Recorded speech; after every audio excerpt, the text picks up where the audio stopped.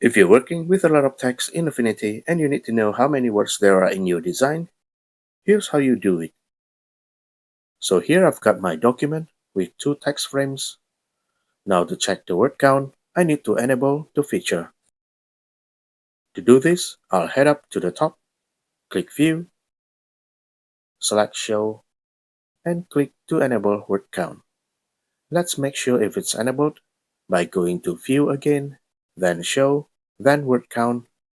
Now there's a check mark that appears next to it, indicating that the word count is now enabled. Then I can go to the status bar at the bottom and you'll see the word count appear right here. Now let's check how it counts the words. If nothing is selected, then you can see it counts all of the words in the document. It's the same as when I select everything. It counts all of them as well. If I select one text frame, it will only count the words in this specific text frame.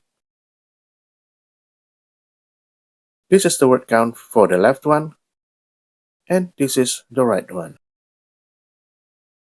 Now if I only want to check the word count for a specific section of a text, I'll just highlight the part I want to check. Then it will count just that selected portion. Now here's a little tip. Actually, the word count here is clickable.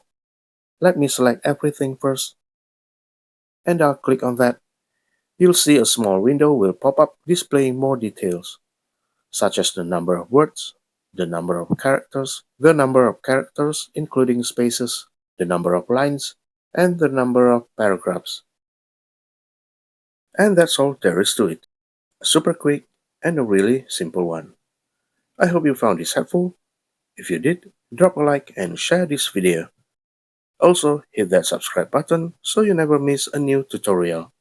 Thanks so much for watching, and I'll see you in the next video. Bye!